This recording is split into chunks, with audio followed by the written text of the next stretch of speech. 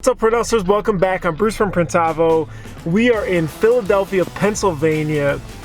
I'm pretty excited about this, but first I just want to say thank you to everybody for listening and watching and just being a part of these shop tours. It is so easy. Literally, I just posted on Instagram now and I hit so many amazing shops that want us to come visit and just be able to hang out. So I really appreciate it. The shop tours just started from filming, just from hanging out, from seeing some really cool things at shops, and I'm really grateful that we can keep doing it and just keep having fun with it. We got Dunkin' Donuts because it is super early. All right, I got a couple really special ones today, but first up is... Hey, what's up, print hustlers? Welcome back. We've got an awesome shop tour. We're here with Chris at Denial Print Co. We're in Philadelphia, Pennsylvania. Just had to make sure the mic was on. I've made this mistake before. It wasn't. I had to redo the whole thing. But this is exciting. We're here for ISS Atlantic City, but Chris opened up his doors. He's got so much to share, so much of that. He's got so much to share, so much that he's learned that we want to be able to share. So you were just telling me, first of all, some awesome stuff about the building, and yes, you're correct. There really is no signage, although there's a nice sign there too. But we got one. What was the thought behind that? When we bought this building, we wanted to do walk-ins, and we already had a solid customer base outside of the walk-ins, so we kind of went back on that and decided we really didn't want to do walk-ins because it was taking up too much time for the smaller orders, you know, the 20 shirt orders or the person who wanted their picture on a shirt, and it just really, we outgrew the space. You'll see we outgrew the space real quick with screen printing and embroidery, and doing that one-off in 20 shirt orders kind of didn't work for us anymore, so we kind of backtracked and took all the signs down and went a different direction. Interesting. So you literally removed them off the building. We started putting them up, and two things: the town was crazy about what we could do and what we couldn't. You know, every window that I wanted to put something in cost a certain amount per year. And to the town. Yeah, you have to pay the town per year, per pane. Doesn't matter whether it's one big sticker, you know, separate. They have this whole thing, and then the clientele that we were bringing in from having it up there wasn't really as profitable as maybe we could have raised prices, maybe we could have tried something else, but we already had a solid base going where we didn't really need to bring in that extra work. Got it. So it was kind of holding us back, where the sales girl who does all the blanks ordering and everything was spending 2 hours with someone who wanted maybe just a couple of shirts. Right. And it was like, how much can you actually charge for that without them, you know? So it's a win-win for you guys. Don't pay the city. Yeah, it definitely was. Don't have to deal with the walk-ins. You'll see, we outgrew the space, and you know, it's kind of like now we're fighting against that. We don't have any room left to do anything. Yeah, let's definitely check it out. So you were saying right before I started filming, you're looking for equipment too, which I'll have to ask you about that, but also not going to Atlantic City versus looking at Long Beach just for more suppliers, or? Just because the ones that I want to deal with, I know are not going to be there. I've already contacted them. Got it. You know, we already, the thing I learned very on is service is super important to the equipment, and so we're going to kind of stick with one manufacturer for everything. It's just easier in the long run, like as far as screen printing goes. You know, instead of having to have a whole contact list of all these different people that I got to call for support, I got one guy I can call every time. He's out here. They have someone local. You know, it makes it way easier when you don't want to shut down production to wait 3 days to get a part or whatever it may be. I think just going the way we went, we learned that with our first auto. Like, we bought our first auto, there was a lot of downtime with it, a lot of playing around with it, and now that we're bigger, we can't afford that downtime. We can't afford to wait for a call back. You know, those things kill us. The first auto, was it a new? Was it? No, it was brand new. It was brand new, but you know. You still have it here? Yeah, we still have it. Okay, so we'll see. We still have it. But two, Can you name names, or? I'd rather not, but I mean, it's just a service thing. Anything that I want to use, I want to be able to call someone and have someone on the phone diagnose it right away, because otherwise I got people sitting around doing nothing. It just kind of kills the whole flow of the day, and if you got deadlines, you got deadlines. Right. So you're clearly growing out of this space. So, I mean, you've got the wide format printer, you've got a cutter, just pickup orders and everything here. Or are these pickup orders? Or? Yeah, those are pickup orders, yep. Got it. And then a little bit of a showroom on the side too, which looks awesome. I actually kind of really like the raw cement look. So yeah, we basically just keep adding things to kind of upsell to customers. We do a lot of streetwear brands, like I said, so stickers, banners, buttons, stuff like that. You know, we just bought the machine and we're kind of like, hey, add 100 stickers to your order. We'll put them in the bags with your shirts, stuff like that. And I mean, we really quickly created a customer base for those pieces of equipment. So was the goal always upsell, or was it you wanted to try always, it? But or? like, I mean, people like a one-stop shop, especially the streetwear brands that we deal with. I mean, we've been dealing with the same brands for 5+ years, and we kind of talked to them and said, hey, like, what are you going elsewhere to get? Got it. You know, if I have a guy that I'm making 2,000 shirts for on a regular basis, almost every 2 weeks I make 2,000 shirts for the same customer, why is he going elsewhere to get stickers to put in those bags? Right. Why don't I just do that for him? So, you know, he was going to Sticker Mule and getting 2,000 stickers. We were folding and bagging, and then he was taking the bags back to his Opening place them and up putting redoing stickers it. in there. Yeah. It's like, well, I could buy a sticker machine and pay that off in no time and just do it for him. So we just went that route. And then banners, all that kind of stuff is easy too. Hey, you have a pop-up shop or you have an event. I mean, that's smart. You're literally adding more value to that. This is kind of what we talk about, how the when you're trying to add value to the customer, and the shirts are more just a bridge. I mean, you saw people who were doing this after. Hey, why don't I just charge you to do it? Exactly, and it was something that then I had the equipment, so we can make stuff for really anybody. You know, we learned a new skill. We have it in-house. Now we have other print shops down the street that are coming to us. Hey, can you make us stickers for this customer? Can you, like I said, we made a relationship with all the printers locally, so they know what we have, we know what they have, and we kind of work back and forth to our strengths. Got it. Actually, right around like where you came in off of, you passed a print shop right there. Oh, really? And if you made a left at the Wawa, if you went straight, there's one of the biggest print shops in the Northeast, like right up the street there. Got it. So it's pretty similar to in Los Angeles. It's like that too. Yeah, everybody's like right around each other. Yeah, it's the same situation. And like I talk to those owners, not a daily basis, but a couple times a week. So we're always sharing customer knowledge, stuff we do. You know, kind of who we don't want to work with, who we do want to work with. We kind of mutual blacklist. Yeah, kind of. But like too, if I know that they're better at team stuff, like I'm not, I just tell them, hey, go down the street, see the next guy. He does that kind of stuff every day. So do you have any issues with employees, you know, back and forth or poaching or with employees that screen print outside the shop? Kind of. That was kind of an issue for a while, but how do you handle that? Or do you, because I've seen some shops say, hey, you can use it, but after hours here. If it's a client of mine, you need to sign a non-compete. If you bring your own clients, that's totally different. Then we can work at a commission base, something like that. But you can't steal clients from an already existing relationship. So everybody has to sign something when they start. Yeah, just a non-compete. You know, like, hey, we have some of our press operators, they get jobs. They bring them in, they get a commission. You know, they print them here, they get paid to print them, and they get the commission. But it really just depends on the situation. Each one's evaluated on its own. But funny story, several of my employees are from a shop in the city that actually burned down. So they decided they were not going to really open back up a print shop. So we got a couple of their employees. Got it. And that was like a mutual thing. Like we were actually doing jobs for each other at the time that it happened. Right. So it was kind of like a mutual thing. That makes sense. I mean, I've seen that happen. A friend shop also, the same thing. I mean, they were just tired and moving on, and a bigger shop was able to absorb it and take the skilled talent.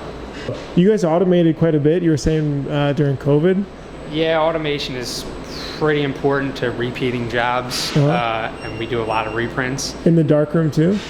Yeah, I mean... Can we check? Can we see what you got? So,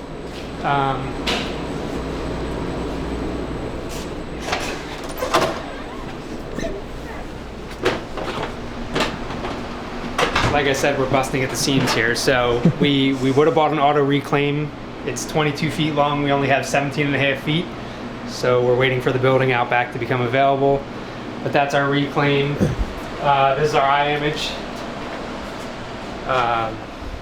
We do most of our stuff on the Starlight. We also have a vacuum unit just as a backup. We got the Unicoat. Did you purposely buy this as a backup, or something happened? We had this. Okay. And then also, we use this for rapid tag screens. We have a rapid tag. I know they make something for the rapid tag on here. It's super expensive. It's not really efficient. Somewhere is my 3D printed prototype that we're working on, so we can actually, I'm 3D printing my own boxes so that I can do different size screens on here. Oh, really? You have it, or you just... I don't know where they put it. That's all right, too. Oh, it's right here. So I'm printing different ones so I can have, you know, different sizes sit in here. So I just have to put the holes on them, and then basically this one pops out, the next one will go in. But this will be for rapid tag screens. We do a lot of rapid tagging for jobs that are, you know, a couple hundred pieces or more tags. So right now I can only print them on this, which is super inefficient. I still have to use my film printer. This is just going to let me do it on here. A little bit easier. Got it. That's really cool. You know, you're going to get hit up about that. Yeah.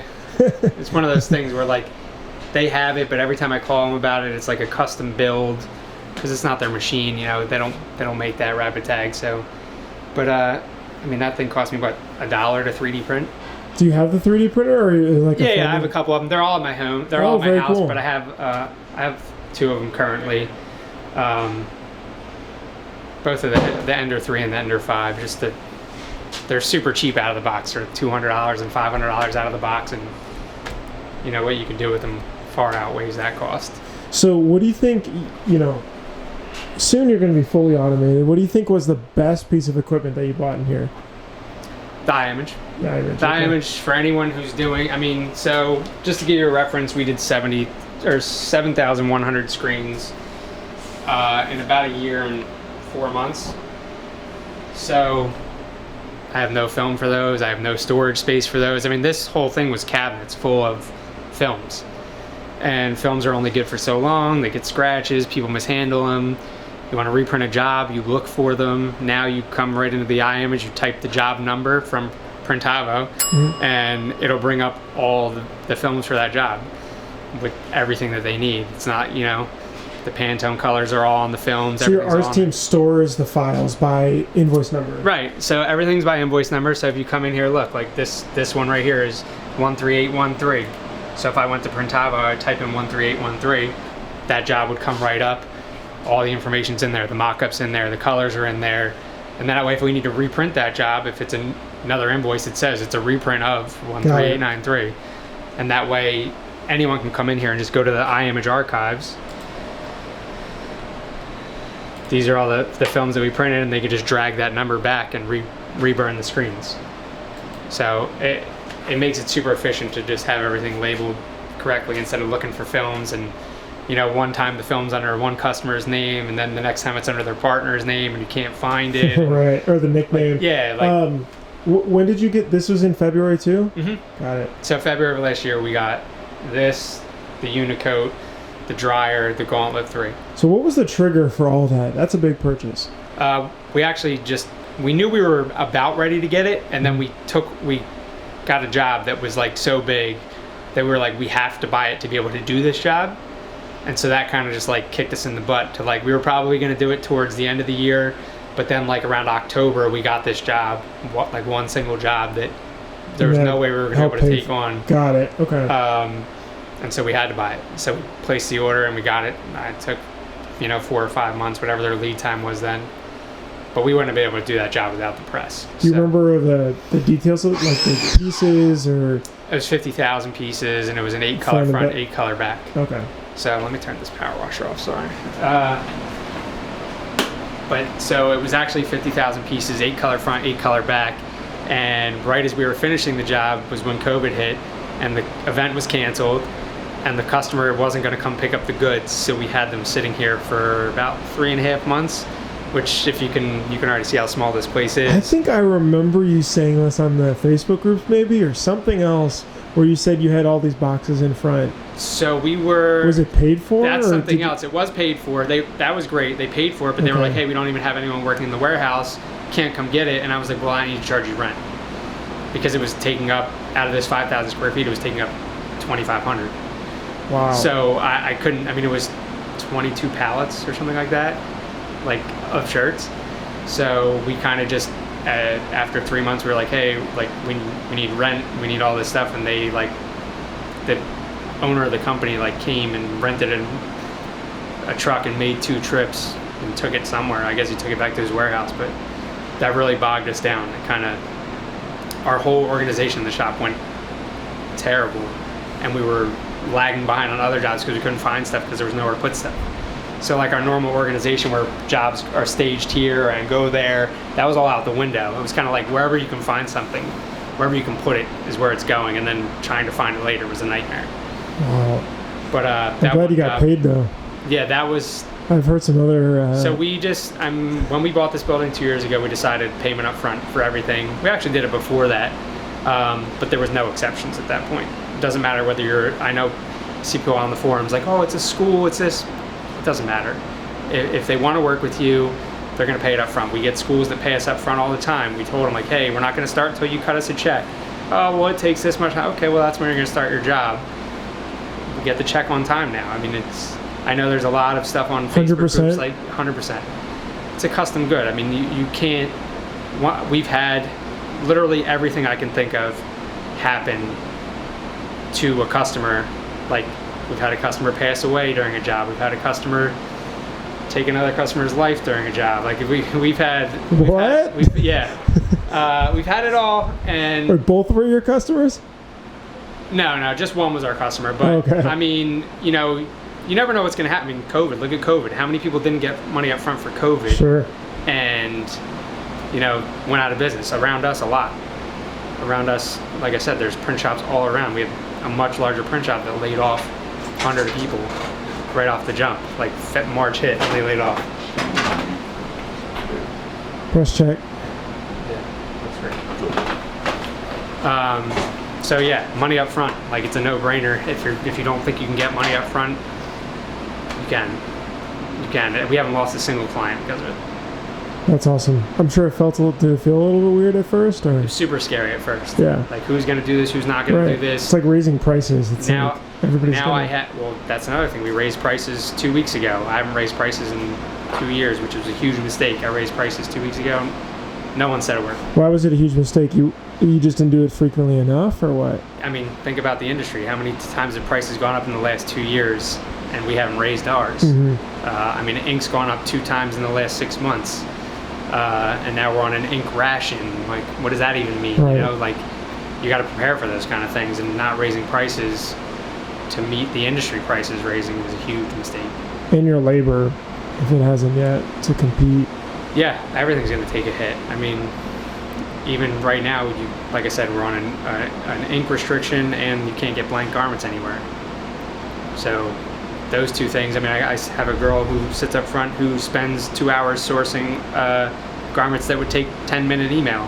Right. You know, a year ago, you could click send PO in Printavo. The blanks would show up the next day, no questions. Now we got to source it from 5 vendors. Was there a rough percentage of increase, like 10%, 5%? Yeah, we have a spreadsheet that goes across the entire matrix that is a percentage-based one, mm-hmm. and we just upped it. Not a lot, but I mean, we've done it twice in the last 6 months, and I think we're still too low based on the quality of our work and the other shops in the area. We talk all the time about pricing, us and the other shops in the area. Oh, I'm sure. And it's like seeing what everyone charges is kind of crazy across the board, knowing what quality's put out and what price is being charged. It's all over the place. And I think at the end of the day, it really doesn't matter. If people like your work, you're going to retain the business. So what's interesting here is that you raise the prices, things change, you got payment up front, nobody's left from either situation? No. And how does that make you feel? Because that's a worrisome thing. My prices were way too low. Right. My prices were way too low to begin with, which but they were. There is a sigh of relief. I don't know. I feel like when we had to change Printavo prices for new customers. We hadn't changed in 3-4 years. A lot has changed. We hired everything, but it is a nice sigh of relief that things just kept moving, and to a point where you were like, wow, it was too low. It was an instant realization. Like after 2 weeks and no one said a word. Like I didn't send out a thing to all my clients and no one said a word. It was like instantly like, shit, I messed up. Like it should have been way higher to begin with. So do you think there's another one coming, or what are your thoughts? I mean, definitely, just with what's happening in the industry and us being put on these restrictions and taking more time to do stuff, it's inevitable. Right. It's probably going to happen a couple more times this year. I mean, look at new equipment. New equipment's going up because of metal going up multiple times. Mm-hmm. Something that used to cost 20 grand is now 25 grand. The prices have to go up. Got it. Can you walk me through the screen chart here? It's pretty simple, just colored for mesh counts. So everything in there has, I mean, you can see they all have like just a piece of tape on there for mesh counts.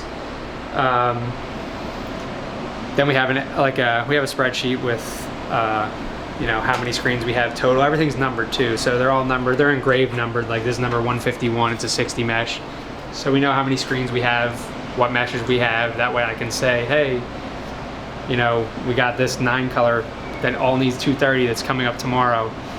Do we have enough? And you can real quickly look and know that we do.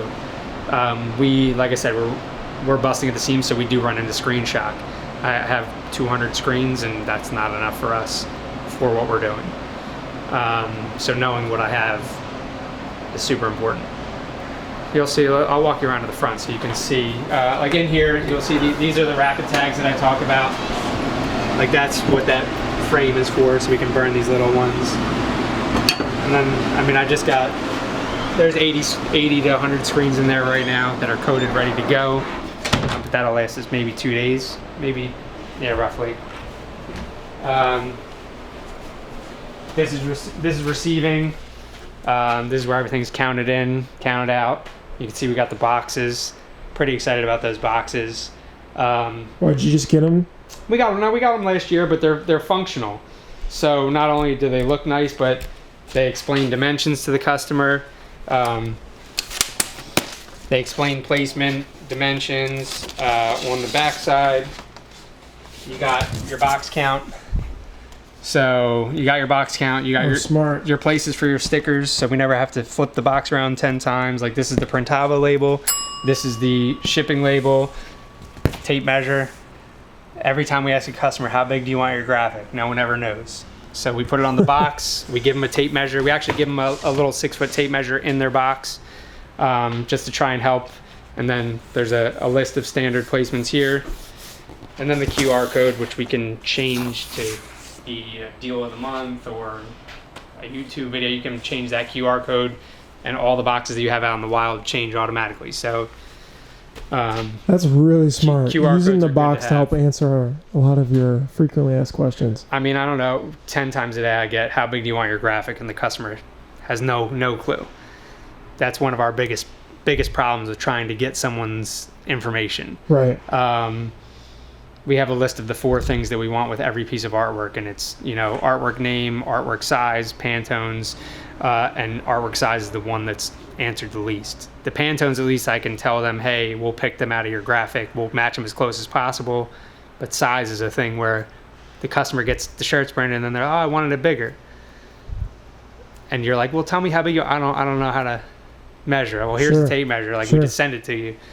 But so this is shipping and receiving. Are you stocking black and white shirts? Yes.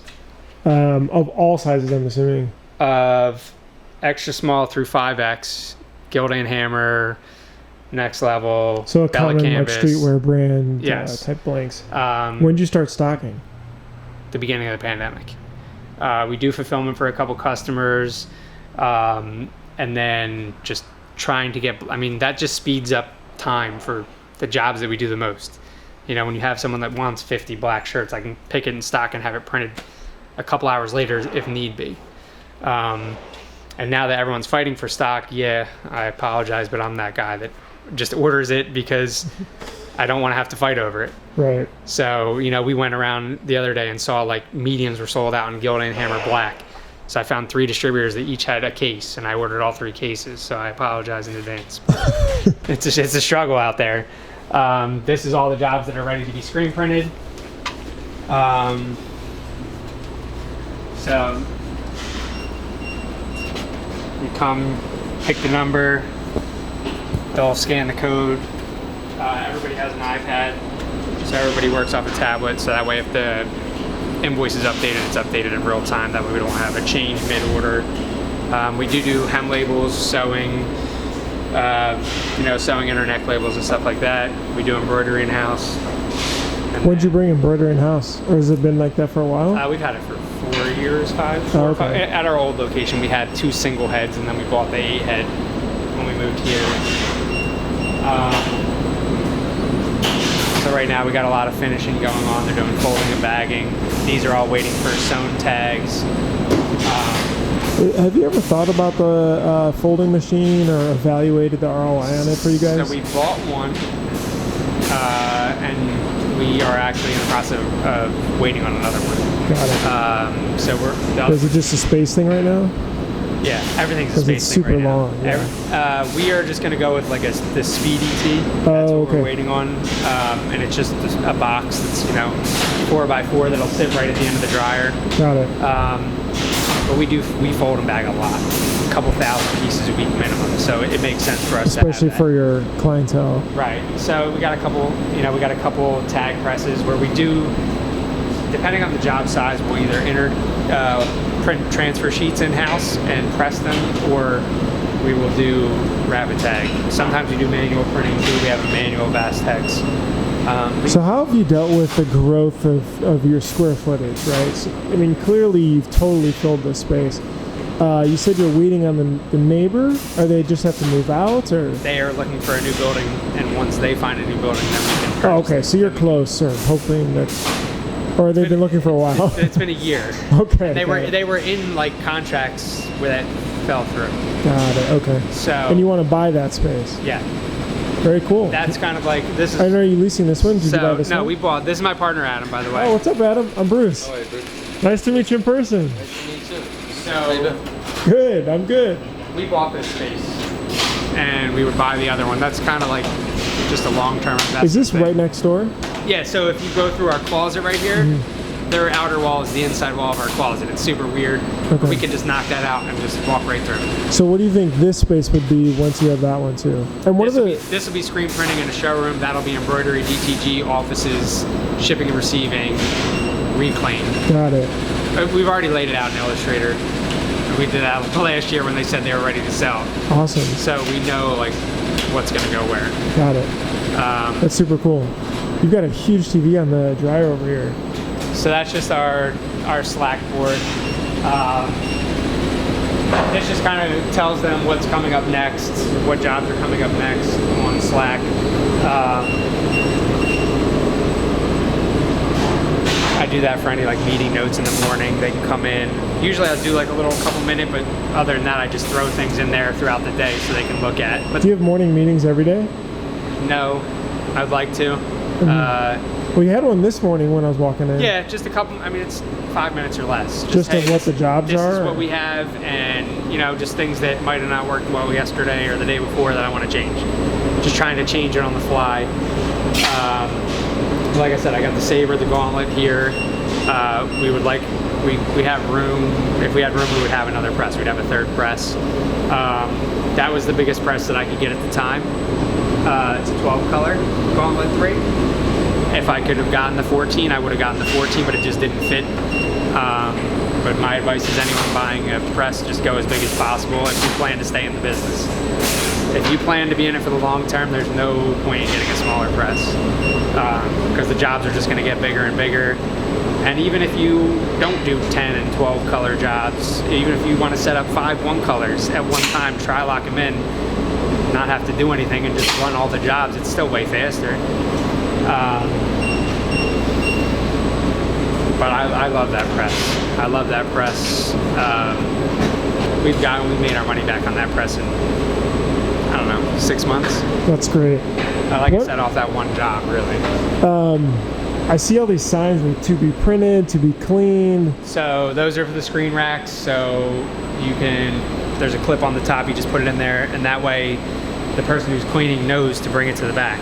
Got it. That way there's stuff that we print that we save all the time. We have a rack over there that's like all of our single multi and single tag sheets that we do once every couple weeks.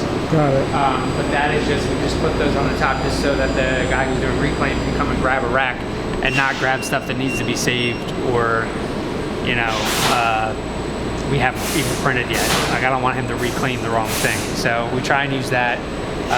We try and do... And it clips to the top of the... Yeah, it's just a...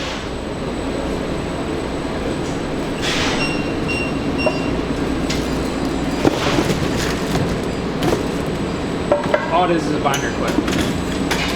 Okay, so it's for the whole rack. So these are all, yeah, these are all Amazon racks. I see everybody post all the time, like, where do you get these? Amazon, $100. Take an old frame and put it in the top and bolt it in there, and that's how you do the spacing.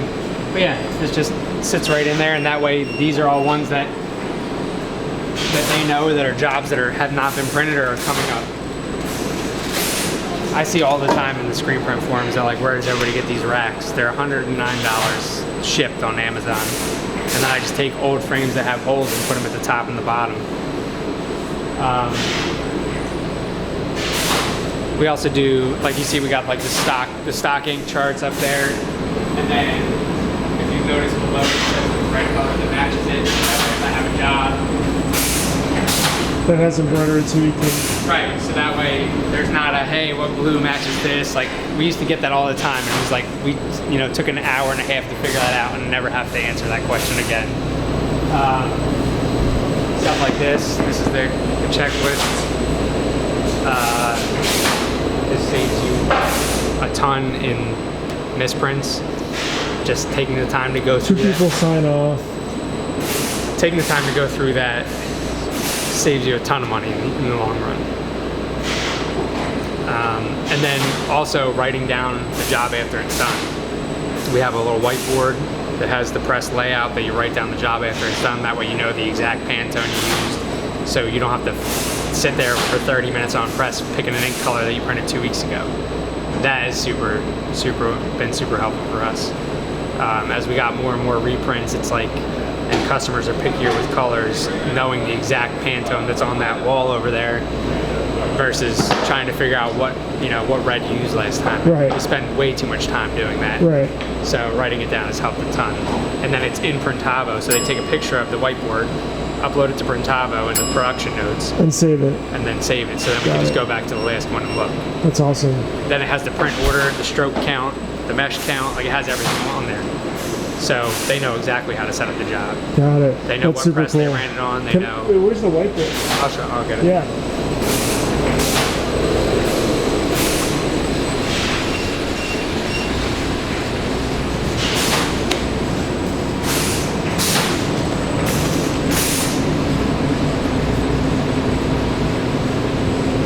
So it's pretty simple. That's the press layout. You got your color, your strokes, your PSI, your mesh, and any notes. And then you got the customer name and the job name. That way you put the job number from Printavo in there, put the customer name, put all the info. We put, flashes, roller squeegee, like everything in there the exact way it's run. That way they can recreate it 2 weeks later, 2 months later, 2 years later without, we used to run into that, hey, what mesh count did we burn this halftone on? And it's like the customer expects the exact same thing if it's a reprint. And we're sitting here spending so much time trying to figure out what we did the first time that we had to make this. This makes way more sense. Yeah, that's awesome. And great that you can grab a picture of it to the store. Also, we've been doing a lot more discharge now that there's an ink shortage. Mm-hmm. So if you just, instead of using the white, we just do a discharge base on everything. It's gonna save us a ton of white. Like those are misprints. Don't look at those. But when you're running 500 shirts discharge, you're gonna get some misprints.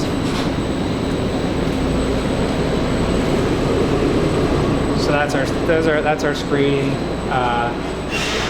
This is DTG, so we have 2 Epson DTGs that, like I said, run non-stop. We do DTG on them. We do DTF on them. But see, those are the pillows that I was talking about that he does. For Miss Etsy. So our sales girl doesn't start till 9. We do all our art in house, like everything in house. I've seen the graphic source stuff from Church. We're kind of considering going maybe in that direction, just because we get overwhelmed with art at times.